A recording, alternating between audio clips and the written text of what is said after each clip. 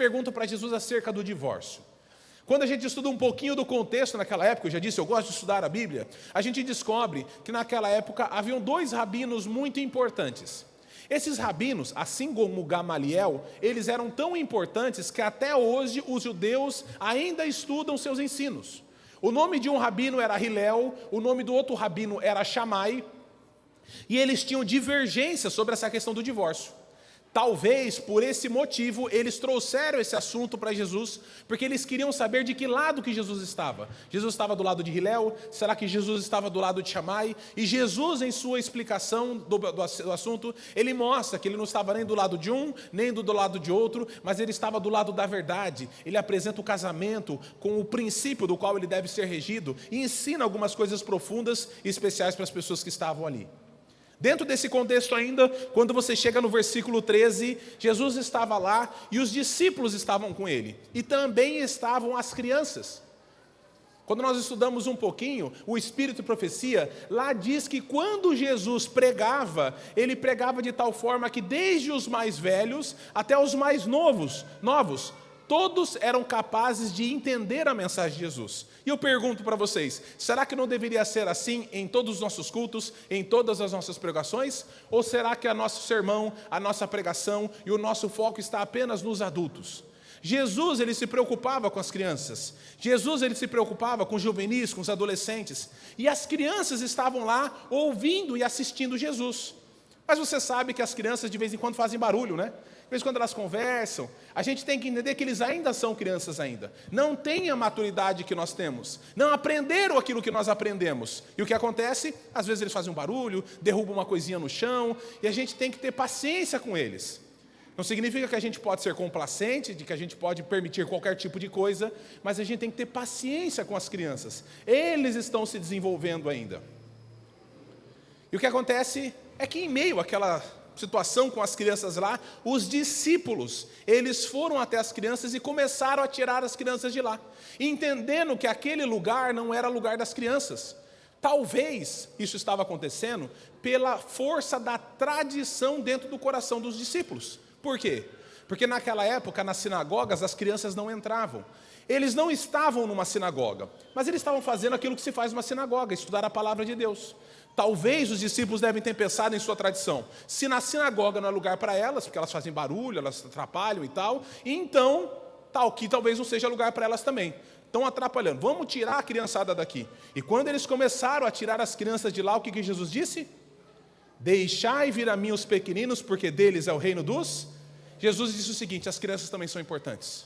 A mensagem que eu tenho também é para as crianças. As crianças são especiais e são importantes, e eu quero que elas fiquem aqui. E eu pergunto para vocês, os discípulos, eles eram mal intencionados? Não. Os discípulos eram pessoas más? Eles eram amigos de Jesus, conviviam com Jesus, aprendiam diretamente com Jesus, discípulos de Jesus. Se nós fôssemos trazer para os dias de hoje, eu talvez diria assim, os discípulos, eles eram amigos, eles frequentavam a igreja, davam estudos bíblicos, tinham cargos na igreja. Mas a história dos discípulos nos mostra que mesmo quando estamos do lado certo, a gente pode errar. Existem algumas pessoas que acham que são infalíveis e de que as suas ideias são as mais importantes e é simplesmente assim porque talvez ela tenha muito tempo de igreja, porque ela tenha um grande poder, porque ela tenha suas compreensões diferentes, ela tem alguma autoridade sobre as outras pessoas e às vezes as pessoas tentam conduzir as coisas, o formato do culto, o tipo do culto, a maneira como a coisa vai acontecer dentro da igreja, de acordo com as suas vontades, porque acham que as suas vontades estão alinhadas com a vontade de Deus. Foi isso que aconteceu com os discípulos. Os discípulos, eles erraram ali, o que nos mostra que todos nós podemos errar. E é por isso que a gente precisa ser humilde, para entender quando a gente está errado e ser sensível à voz do Espírito Santo, para entender quando a gente não está acertando. E Jesus disse, deixai vir a mim as crianças, deixai vir a mim os pequeninos. E eu pergunto uma coisa especial para vocês, é uma pergunta retórica, você não precisa responder. Eu pergunto, os cultos e tudo aquilo que acontece aqui na Igreja Central de Governador Valadares, ela é feito pensando nas crianças, nos juvenis, nos adolescentes, nos adultos e nos idosos, ou é só pensado numa parcela da igreja? As crianças, elas são consideradas? As crianças fazem parte de todo o culto ou só de um momento do culto?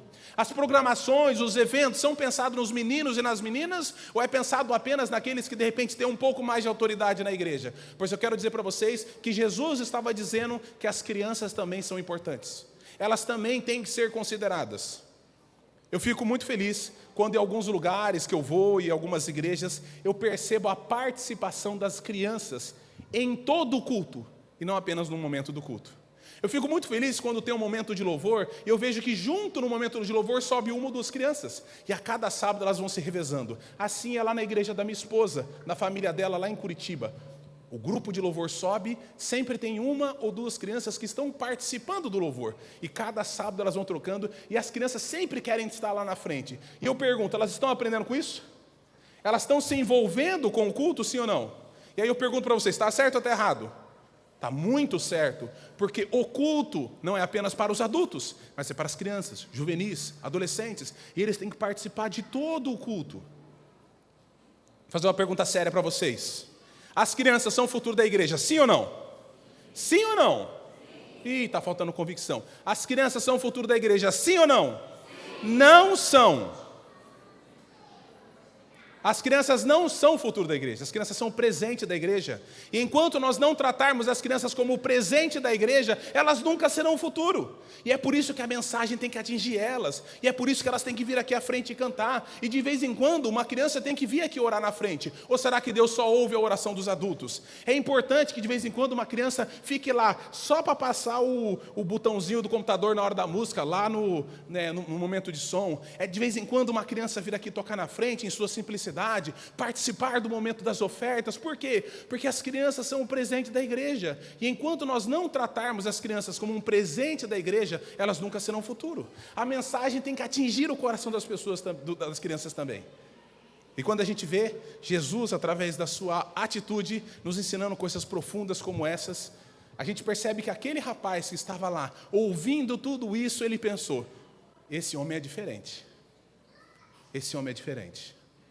E aí, quando houve a oportunidade, ele foi conversar com Jesus.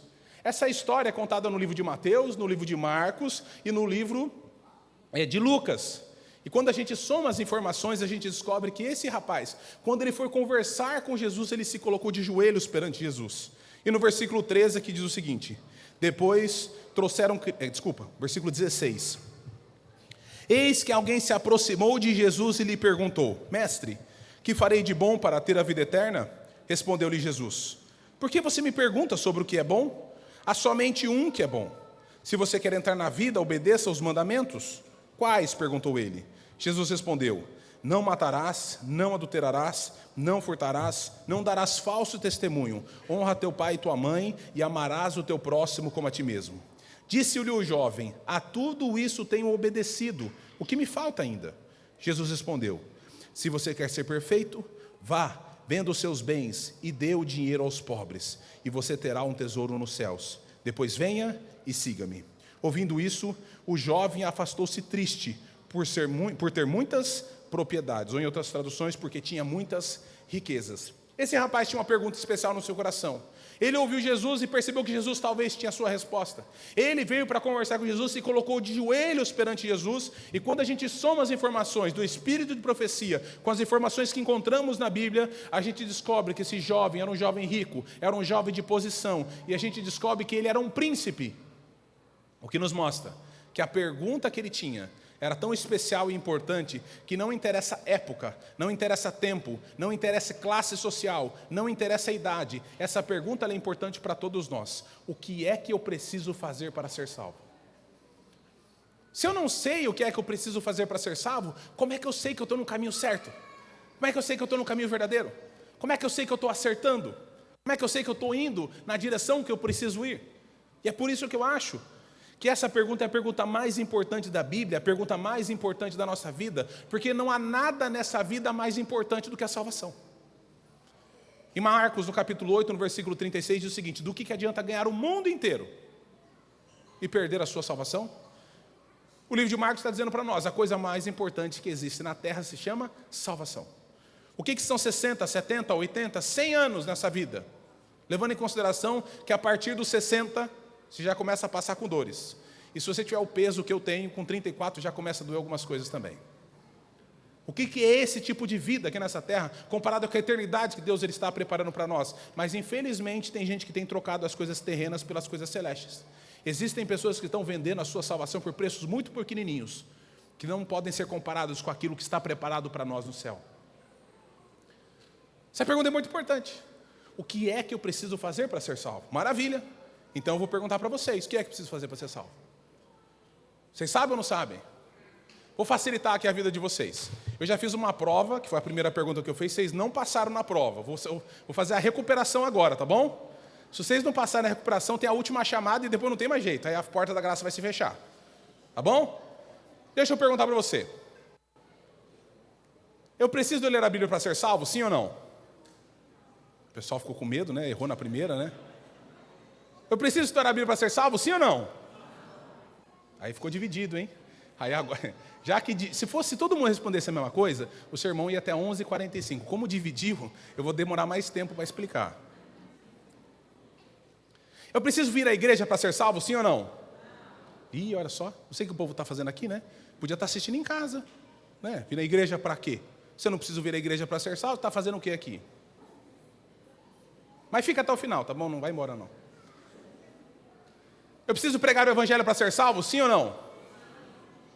Até alguns falaram sim, já fiquei aliviado. Puxa, não é só eu que vou ter que dar estudo bíblico na vida, tem uns 3 aí que vão dar comigo. Ok, tudo bem. E deixa eu pensar mais uma coisa. Eu preciso cuidar do próximo para ser salvo, sim ou não? Aí, já tem um grupo maior. Qualquer catástrofe que tiver lá, a gente já busca esses aí que falaram sim, cada um com 100 ou 200 reais vão conseguir ajudar, não é? Você está separando dinheiro aí, não é? Vai que a gente precisa. O que acontece é que a Bíblia ela é muito clara sobre a salvação. E eu vou explicar para vocês. E vou explicar de um jeito que as crianças vão entender também, porque eu acho que as crianças têm que entender. A mensagem é para elas, não é não? A Bíblia diz que nós somos salvos pela... Olha só, a igreja sabe. Agora vocês acertaram tudo. O sermão já vai diminuir. Facilitou o meu trabalho. Nós somos salvos pela... Nós somos salvos pela graça. A graça é um presente de Deus. E por mais incrível que isso possa parecer, por mais difícil que isso seja entender, graça significa o quê? De graça. Graça é graça, graça é de graça. Se eu precisasse fazer alguma coisa para receber a salvação, para conquistar a salvação, e não era de graça. O que a Bíblia diz na Bíblia que não é de graça é a morte. A Bíblia diz o salário do pecado é a morte. Ou seja, todos nós temos uma recompensa para receber, que é a morte. Mas o dom, o quê? Gratuito de Deus, é a vida eterna. Não há nada que eu possa fazer para conquistar a salvação. É um presente de Deus. Ninguém vai poder chegar lá no céu e dizer o seguinte: eu estou aqui porque eu mereço.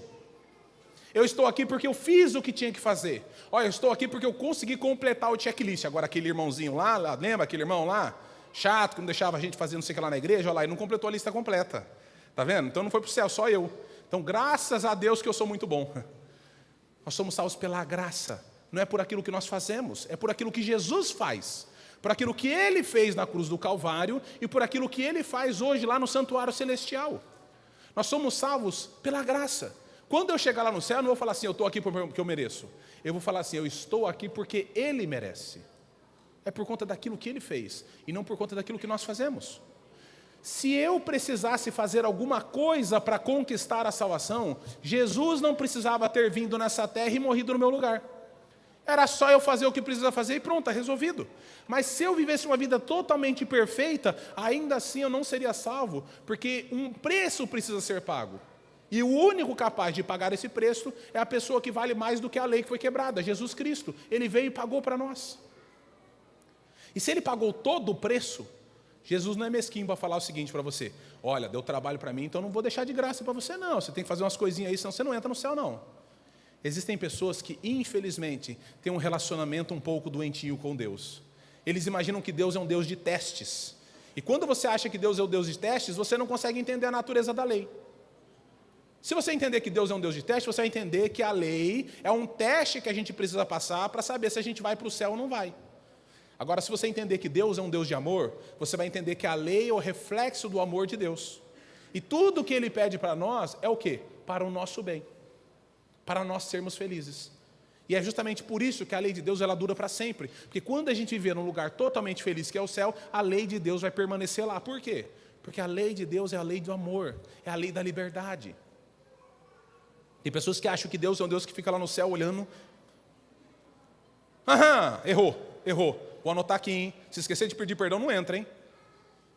Nós somos salvos pela graça. É um presente de Deus para nós. E a graça vai ficar aqui. Mas o tema não termina aí. A Bíblia diz que nós somos salvos pela graça, mediante a... Exatamente. Nós somos salvos pela graça, mediante a fé. Ou seja, para que a graça aconteça na minha vida, eu preciso ter fé. É por isso que na teologia a gente diz que a fé é o agente da graça. A graça sem fé não resolve o nosso problema. Se a graça existisse e eu não tiver fé, a graça existe. Eu não tenho fé, então não tenho como receber a graça de Deus. Se eu tivesse fé, mas não houvesse a graça, eu não tinha como ser salvo também. E é por isso que elas andam de mãos dadas. Quantos aqui já ouviram falar em Durepox? Alguns aí, maravilha. Quem já usou Durepox? Pastor, coloquei no negócio, não tem quem tira. Até queria tirar, mas não consigo. O Durepox, para quem não sabe como funciona, e a meninada que está aí, para que eles possam entender também, Durepox é o seguinte, são duas massinhas, uma massinha cinza e uma massinha branca. A massinha cinza sozinha resolve o problema? A massinha branca sozinha resolve o problema? Você pega e faz o quê? Você junta as duas massinhas, você amassa, e aí você amassa, até que elas se misturem e virem uma só. E quando elas se misturam e viram uma só, você coloca onde você precisa consertar, e aí deixa durante 24 horas, e depois de 24 horas o negócio está consertado, e não tem quem tire, e não tem quem quebre. Assim funciona o Durepox. Da mesma maneira é a graça e a fé. Nós somos salvos pela graça, mediante a fé. E as duas juntas, elas funcionam. Uma sozinha não resolve o problema, a outra sozinha não resolve o problema. Mas elas juntas, quando existe graça, existe fé, nós somos salvos. Aí eu pergunto para você, o que é fé? Fé é crer, não é? Fé é acreditar. E eu pergunto para você, tem como confiar numa pessoa 98%? Tem como confiar numa pessoa 99%? Confiança é um sentimento interessante, né? Ou você tem, ou você não tem. Se você confia numa pessoa 98%, mas desconfia dela 2%, você confia nela ou não confia? Não confia. Porque confiança é assim, ou você tem, ou você não tem. Eu tenho uma filhinha, estava conversando com o André agora há pouquinho sobre ela. Ela tem 5 anos, e eu tenho um menininho também de 5 meses. A minha filhinha, quando ela tinha mais ou menos aí uns 8, 9, 10 meses, ela estava engatinhando. Lá na minha sala tem uma prateleira. Fica mais ou menos aí, essa altura aqui assim, mais ou menos. E a minha filhinha gostava de subir lá na prateleira, engatinhar e pular lá de cima. E aí você perguntar, pastor, mas como é que ela subia lá? Aí eu colocava ela lá. E por que eu colocava? Porque ela pedia. E como lá em casa quem manda é ela, eu fazia. Adivinha se minha esposa gostava da brincadeira? Um pouco. Nem ela, nem minha mãe, nem minha sogra. Mas a Sofia gostava, é o que importava para mim. E ela apontava, falava papai, apontava lá, e eu pegava ela, colocava ela lá em cima, e ela vinha engatinhando, até que chegava num determinado momento, ela virava, pulava, e eu pegava ela. E a minha esposa ficava desesperada, porque ela falava o seguinte, olha, um dia ela vai cair. Eu, acho que por ser desbravador, tem umas brincadeiras meio diferentes. Meu filhinho, eu já jogo ele para cima desde que já 3 meses. Minha esposa fala assim, eu não quero nem estar perto de você para você fazer esse negócio. Você não ouviu que não pode, a cabeça da criança e tal? Eu joguei a Sofia, ela está boa até hoje. Boa mesmo, não percebo que não está, não. Mas ela se diverte bastante. E ela fazia isso. Uma vez, eu estava na cozinha. E estando lá na cozinha, eu tenho uma cachorrinha também, a Lola. E a Lola gosta muito de comer. E quando a minha filhinha estava comendo alguma coisinha na mão dela, de vez em quando a Lola vinha e ia lá e tomava da mão dela. E aí, naturalmente, ela chorava, aquela confusão toda e tal. Então, para evitar esse tipo de problema, de vez em quando ela ia comer, a gente colocava ela em cima de uma bancada que tinha lá na cozinha. E ela ficava comendo lá em cima porque a cachorrinha não conseguia alcançar. Um dia eu estava conversando com a minha esposa, eu estava aqui mais ou menos, a minha esposa estava na minha frente, e aqui estava a bancada e minha filhinha estava comendo aqui. De repente, a gente conversando, percebeu um corpo passando assim na nossa frente, assim, ó. era a Sofia, ela tinha pulado. O que ela deve ter pensado? Eu estou perto do papai, eu vou pular, ele vai pegar. Eu acho que eu tinha esquecido de explicar para ela que é importante que eu esteja olhando para ela. E o fato é que ela pulou e eu vi aquele corpinho passando assim na nossa frente, e graças ao meu histórico de atleta, você conhece bem como é que é, o reflexo ali naquele momento, eu estiquei o braço, consegui pegar ela no ar, e a minha esposa logo já brigou comigo, falou assim, tá vendo? Você fica ensinando essas coisas para a criança, um dia ela vai cair. Deixa eu perguntar uma coisinha para você, por que ela pulava? Porque ela confiava. Confiança é assim, né? Ou você tem, ou você não tem. Ela pensou, vou pular, meu papai vai me pegar. Se ela tivesse alguma dúvida de que eu pudesse pegar ela, que ela pudesse cair no chão, machucar, quebrar a perna, bater a cabeça, você acha que ela ia pular? Por quê? Porque ela confiava, ela pulava porque ela confiava. E isso é muito interessante, sabe por quê? Porque mais importante do que aquilo que nós falamos, é aquilo que nós fazemos. Porque aquilo que nós fazemos demonstra o que nós temos no nosso coração. A própria atitude dela já demonstra se ela confia em mim ou não confia. Imagina só se eu dissesse para minha esposa que eu amo ela todos os dias. Eu digo mesmo. Mas eu batesse nela todos os dias também, eu amo ou não amo? Oi, você tem dúvida? Amo ou não amo? Claro que não. Por quê? Porque se eu digo que amo, mas eu bato nela, então não amo. Mais importante do que aquilo que nós falamos é aquilo que nós fazemos. Porque aquilo que nós fazemos demonstra o que nós temos no nosso coração. Às vezes é fácil falar, difícil é fazer. Mas quando a gente faz, isso demonstra o que nós temos no nosso coração. É por isso que a Bíblia diz o seguinte, nós somos salvos mediante a... Mas a fé sem obras é... O que eu disse para vocês no início do sermão? Gosto de estudar a Bíblia, não gosta? Bom demais, não é não? E a Bíblia diz que nós somos salvos pela graça, mediante a fé. Mas a fé sem obras é morta. Então entenda aqui a doutrina da salvação. Nós não fazemos o que nós fazemos para conquistar a salvação. Porque quem conquista a salvação é Cristo Jesus. E Ele nos concede pela graça. Nós não fazemos o que fazemos para conquistar a salvação. Nós fazemos o que fazemos porque nós cremos em Jesus. E porque eu creio nele, ou a gente confia nele 100%, ou a gente não confia. E como eu confio 100% em Jesus, eu vivo a vida do jeito que Ele pediu para eu viver, porque eu confio nele. Porque eu entendi que a lei dele é uma lei de amor, não é um teste para mim. E como eu confio nele 100%, eu faço tudo aquilo que Ele pediu. Eu vivo do jeito que eu vivo, porque Jesus viveu desse jeito. Ele pediu para que eu vivesse desse jeito, então assim eu faço. É por isso que eu não mato. Eu não mato não é para poder conquistar a salvação, porque quem conquista a salvação é Jesus Cristo. Eu não mato porque Jesus não matou. Ele disse para a gente não matar. Ele falou o seguinte, quando der um tapa no seu rosto, você dá o outro lado do rosto. E porque eu acredito nele, eu faço aquilo que ele pediu para mim. E porque eu tenho fé, eu recebo a graça de Deus. Eu não minto, eu não roubo, eu não adultero, não é para conquistar a salvação. Eu não faço essas coisas porque eu acredito em Jesus. E porque eu acredito em Jesus, eu recebo a graça de Deus. Vamos para um assunto um pouco mais delicado. Eu guardo o sábado. Não é para poder conquistar a salvação. Eu guardo o sábado porque Jesus guardou o sábado. Ele disse para eu guardar o sábado. Então eu, como confio nele, eu faço aquilo que ele pediu. E por confiar nele, eu recebo a graça de Deus. Existem algumas pessoas que, não entendendo a doutrina da salvação, dizem que os adventistas são pessoas legalistas. Porque eles dizem que nós, adventistas, acreditamos que nós somos salvos pela guarda da lei. E nós não acreditamos nisso. Nós acreditamos que nós somos salvos pela graça. Pois se você é salvo pela graça, por que você guarda a lei? Eu guardo o sábado porque eu confio em Jesus. E Ele pediu para eu guardar. E Ele guardava o sábado. E porque eu acredito nele, eu faço aquilo que Ele pediu para mim. É por isso que eu como algumas coisas e deixo de comer algumas coisas. É por isso que eu bebo algumas coisas e deixo de beber algumas coisas. É por isso que eu vou em alguns lugares e deixo de ir em alguns lugares. É por isso que eu visto algumas roupas e não visto outras roupas. Por quê? Para conquistar a salvação? Não, porque eu creio em Jesus. Algumas pessoas dizem o seguinte, eu particularmente trabalho com crianças, juvenis, adolescentes e jovens, gosto muito desse público, e uma das coisas que eu mais gosto é de ensinar a Bíblia. Eu gosto muito também de responder perguntas, quando eu sei a resposta. Quando eu não sei, eu sei aonde encontrar.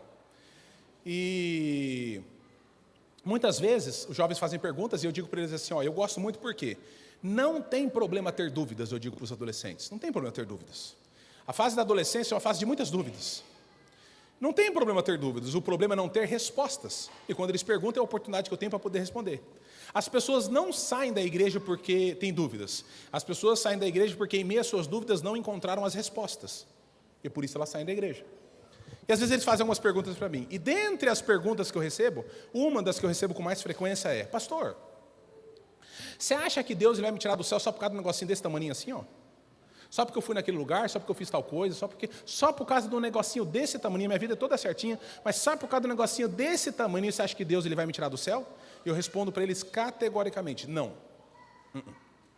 Deus não vai tirar você do céu por causa do negócio desse tamaninho.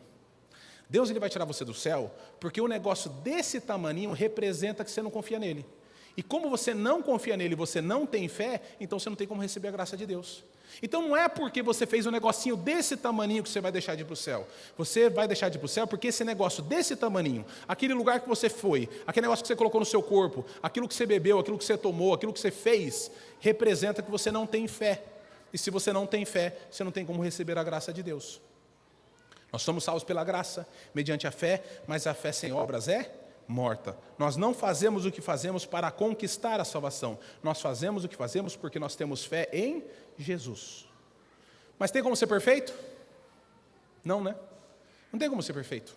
A gente não tem relato de nenhuma pessoa na Bíblia que tenha vivido uma vida perfeita. De vez em quando a gente erra, não é? De vez em quando a gente tropeça, não é? Mas sabe o que é o mais interessante? A Bíblia diz que quando nós erramos e nós tropeçamos, o Espírito Santo trabalha no nosso coração. A gente se arrepende, confessa o nosso pecado, e quando a gente confessa o nosso pecado, o que Jesus faz? Ele paga as nossas transgressões, lança nas profundezas do mar e não se lembra mais. Ou seja, quando nós erramos e pedimos perdão, a gente também está demonstrando que a gente tem fé em Jesus. E se a gente tem fé em Jesus, a gente tem como receber a graça de Deus. Quando Jesus vier a essa terra, ele só quer saber uma coisa: o Gustavo crê em mim ou não crê? Só isso que ele quer saber. Quando eu for julgado, ele só quer saber uma coisa: o Gustavo crê em mim ou não crê? Mas como é que ele vai saber se eu creio nele ou não creio? Através dos registros. E lá nos registros, eles vão estar dizendo para ele se através da minha vida eu creio nele ou não creio. E assim eu estou apto a ser salvo, caso de fato eu creia nele. Posso recapitular com vocês para a gente ir para o final da mensagem? Nós somos salvos mediante a... Mas a fé sem obras é? Eu não faço o que eu faço para conquistar a salvação. Eu faço o que eu faço porque eu creio. E porque eu creio, eu recebo a graça de Deus. Espero que eu tenha explicado simples o suficiente para até as crianças terem entendido também. Mas eu preciso terminar o sermão. E nós temos um problema para resolver. Porque a resposta que eu dei para vocês, ela é totalmente diferente da resposta que Jesus deu. Porque eu expliquei para vocês bonitinho aqui, de uma maneira bem didática, para que todos pudessem entender, mas quando o jovem rico perguntou o que é que eu preciso fazer para ser salvo, o que Jesus respondeu? Guarda-os. E nós temos um problema aqui. Porque por mais bonito que tenha sido a minha explicação, a resposta de Jesus ela é muito simples e categórica. Você quer ser salvo? Guarda os mandamentos. Mas eu disse para vocês o quê? Que eu não gosto de ler a Bíblia, eu gosto de estudar. Eu disse para vocês que a gente estuda a Bíblia hoje de manhã, não disse? E eu pergunto para você, é bom estudar ou não é? Quando a gente estuda a Bíblia com profundidade, a gente descobre coisas que nós não descobriríamos numa leitura superficial da Bíblia. E quando a gente vai estudar o texto do jovem rico, a primeira coisa que a gente tem que levar em consideração é de que a mensagem que aqui está não é para você. A mensagem que está aqui, ela é para quem? Para o jovem rico. E se nós entendermos qual é a mensagem que Jesus ia dar para o jovem rico, nós conseguimos entender qual é a mensagem que Jesus tem para nós hoje.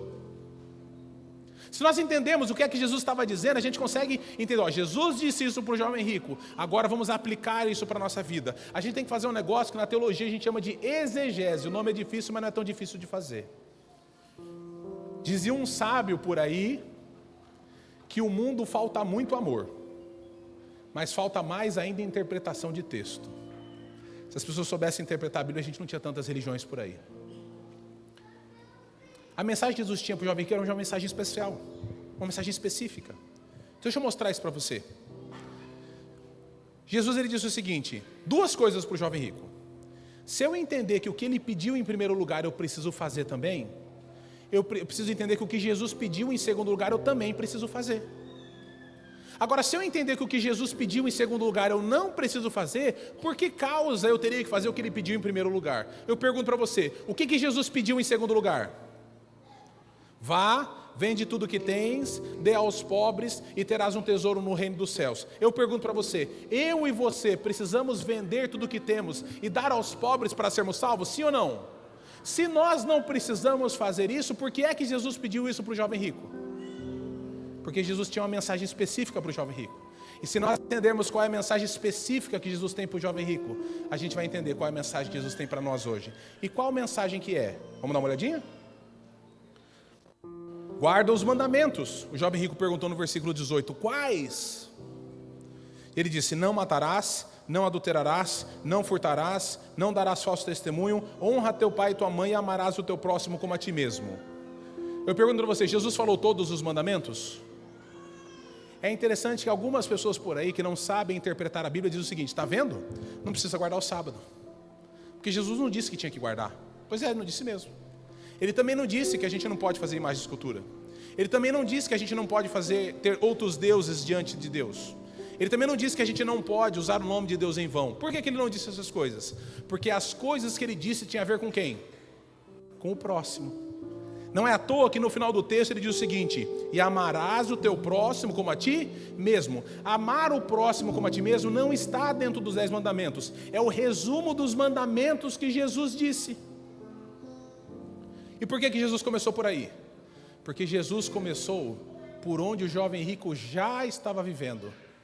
Jesus ele tinha o poder de ler o coração das pessoas, de saber o que se passava na mente das pessoas. E sabendo o que o jovem rico precisava, Jesus ele começou justamente na onde o jovem rico estava andando bem. Ele falou, você precisa fazer essas coisas, você precisa amar o próximo a si mesmo. E qual foi a resposta do jovem rico?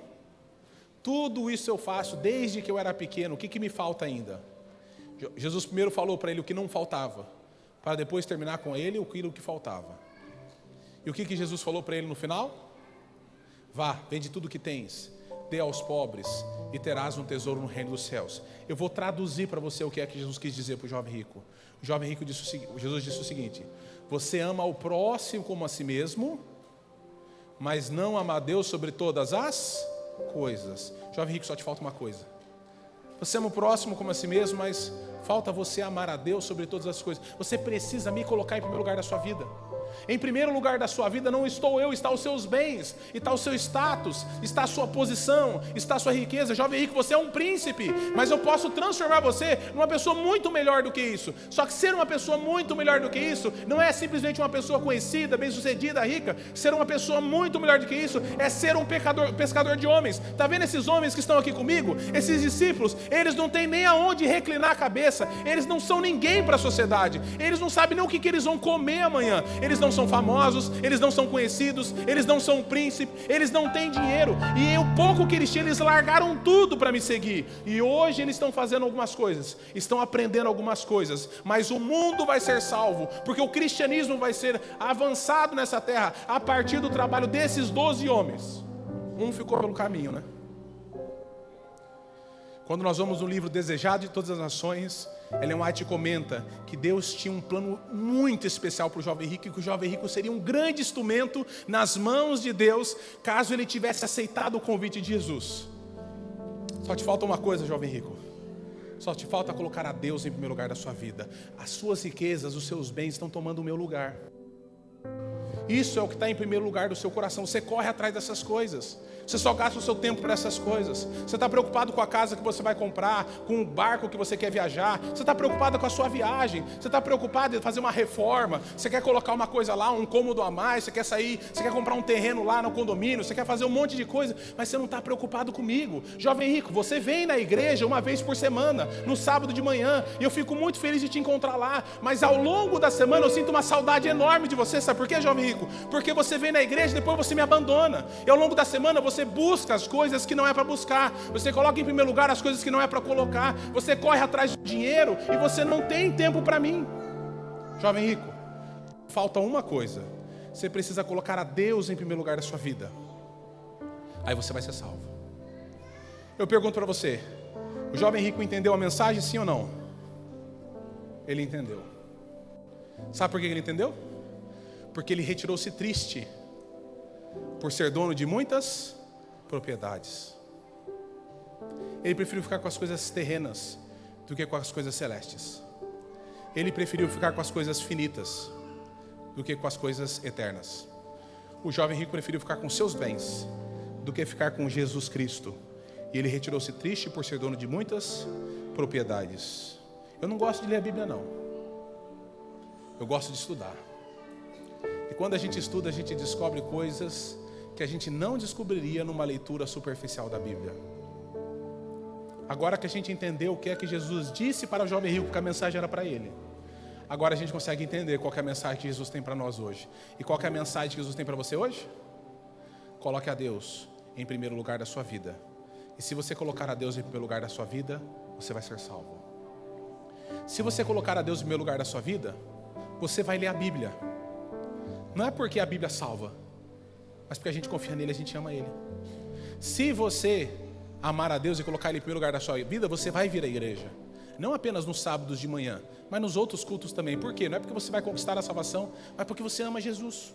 Se você colocar a Deus em primeiro lugar da sua vida, você vai pregar o Evangelho, sabe por quê? Porque a Bíblia diz que a única maneira, está lá em 2 Pedro, no capítulo 3, no versículo 11, diz que a única maneira que a gente tem de encontrar Jesus é através da pregação do Evangelho e apressando a sua vinda. E quem quer ver Jesus, faz o que precisa ser feito para poder ver Jesus. Se você colocar Deus em primeiro lugar da sua vida, se você amar Jesus, você vai pregar o Evangelho, porque você quer acabar com esse mundo. Você vai ajudar os pobres, não é para ser salvo não, mas é porque você ama Jesus. Jesus amava os pobres, cuidava dos pobres, ele diz que você tem que cuidar também. Agora que nós entendemos qual é a mensagem que Jesus tem para o jovem rico, a gente entende qual é a mensagem que Jesus tem para nós hoje. E a mensagem que ele tem para nós hoje é colocar a Deus em primeiro lugar da nossa vida. Essa mensagem minha, ela só tem um defeito. Eu não tenho o poder, assim como Jesus, de ler o seu coração, de ler a sua mente e dizer para você o que é que você tem que deixar de lado para colocar Deus em primeiro lugar. Talvez você nem tenha que deixar nada, talvez Deus já esteja em primeiro lugar da sua vida, mas talvez para alguns aqui não esteja ainda.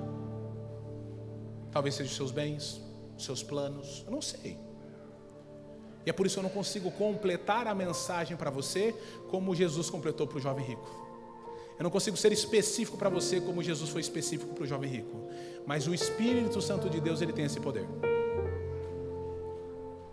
E quando a gente começou essa mensagem, a gente fez uma oração, lembra?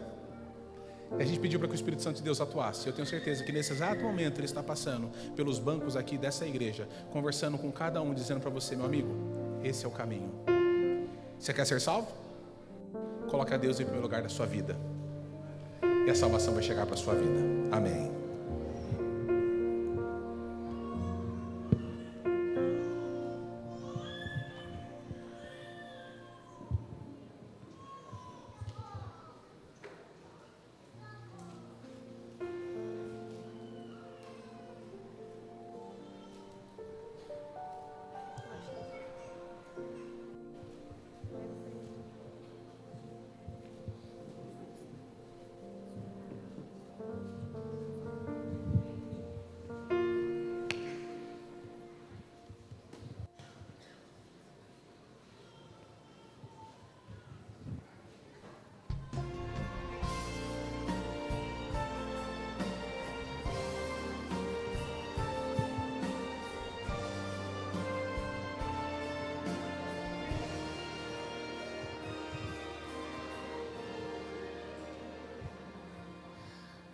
Apenas outro nome para quem não o conhece. É maldição para quem só vê um homem. Descrentes são jocosos com quem o santifica. Oh, como dói ouvi-los rir. Pessoas aqui morrem, pois não podem negar. Sim, para alguns queridos, o preço é grande. Em atribulação, quando o meu mundo foi sacudido, a paz trevas me deu e me salvou. O nome é a torre pra onde eu corro quando o inimigo vem me cercar. O nome é a esperança em que me agarro, sem desespero me devolve o chão.